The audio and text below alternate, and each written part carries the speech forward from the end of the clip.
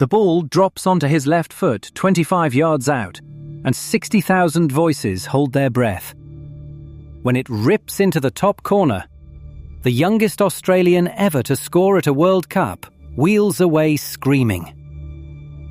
But watch his eyes in the replay, because they're searching the crowd for someone.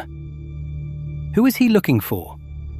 And how does a boy born in a refugee camp end up here, on football's biggest stage, rewriting his adopted country's history? This is the story of Nestory Irankunda. On the 9th of February 2006, Nestory Irankunda was born in a refugee camp near Kigoma in western Tanzania. His parents were Burundians who had fled their country's civil war. They had nothing but survival to chase. Nestory was one of 8 children, the third in line, born into a world of canvas, dust, and waiting. In 2013, the family was granted resettlement in Australia. They landed first in Perth, then made their way across the country to Adelaide's northern suburbs. His father drove rideshare to keep the household afloat. Money was tight, English was new, and the only universal language the kids had was the one played with a ball. And Nestory spoke it fluently. On dusty local pitches in Adelaide's north, he was the boy nobody could tackle. Too quick, too brave, too hungry to be denied. He grew up idolizing Barcelona, studying one player above all others, Lionel Messi. The low center of gravity, the close control, the left foot that could end an argument from 30 yards. By the age of 15, Adelaide United had seen enough. In 2022, they handed him his A-League debut, among the youngest players ever to step onto the pitch in the competition's history. A 15-year-old in a man's league, refusing to look out of place. He ran at fullbacks like he'd done it all his life. Then came the free kick, whipped up and over the wall, kissing the net, making him one of the youngest goalscorers the A-League had ever recorded. The kid from the camp had a name now, and every defender in the league wanted to be the one to stop him. Few of them could. Over the next 2 seasons, Irankunda became must-watch television. The nutmegs, the stepovers, the sudden bursts of pace that left grown men grasping at air.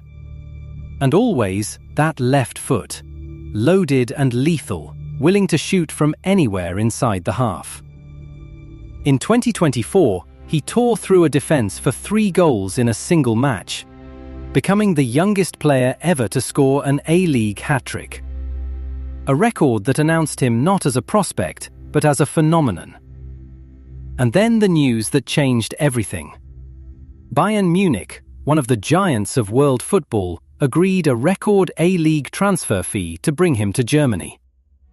A boy who'd arrived in Australia with nothing was leaving it as the most valuable export its league had ever produced. But before he left, there was a question only he could answer. He was eligible for 3 nations: Tanzania, where he was born, Burundi, the homeland of his parents, or Australia, the country that took his family in. He chose Australia. And in 2024, he made his Socceroos debut, pulling on the green and gold for the country that had given his family a future. Then he scored his first international goal, repaying that faith in the only currency he knew. At Bayern, though, the climb got steeper. A teenager from Adelaide, suddenly surrounded by some of the best players on earth, fighting for minutes that wouldn't come easily. And there was something else he had to learn. Back home, his game had a rawer edge. The press noted early disciplinary struggles, a fierce temper, moments of frustration that boiled over on the pitch. It was the flip side of the fire that made him special. The same intensity that powered his runs could, at times, work against him. In 2025, Bayern sent him on loan to Grasshopper in Switzerland. A place to play, to grow, and to grow up. And it worked. He found rhythm, found goals. and found a calmer head to go with the searing feet. Then, in 2025, Watford came calling, handing him a 5-year deal and a clear path to English football. A fresh start in a league built for players like him. Fast, fearless, and direct. The crosses, the cutbacks, the take-ons down the right. Slowly, the boy was becoming a complete winger. And then came 2026. The World Cup. Australia versus Turkey. The biggest stage football has to offer. And a 20-year-old kid from a refugee camp named in the side. 9 minutes in, the ball breaks loose, 25 yards from goal. It rolls onto that left foot. He doesn't hesitate. He never does. The strike rips into the top corner, and Nestory Irankunda becomes the youngest Australian ever to score at a World Cup. 20 years on from a birth in a refugee camp, on the grandest stage of all. And there it is again, those eyes scanning the stands, searching for the family who fled a war, who crossed an ocean, who drove every long shift to give him this exact moment. He was named Player of the Match, the boy from the camp, the best player on the pitch, at the World Cup. What does a moment like that really mean? For a family that arrived with nothing, it meant everything. For a community of refugees in Adelaide's north, it meant that the impossible had a name. He could have chosen any of 3 flags. He chose the one that opened its door when his family had nowhere else to go. At 20, the story is only beginning. Watford, the Socceroos, and a left foot that still frightens goalkeepers from 30 yards. The pace, the fearlessness, the Messi he grew up worshipping echoed in every drop of the shoulder. The talent was always there.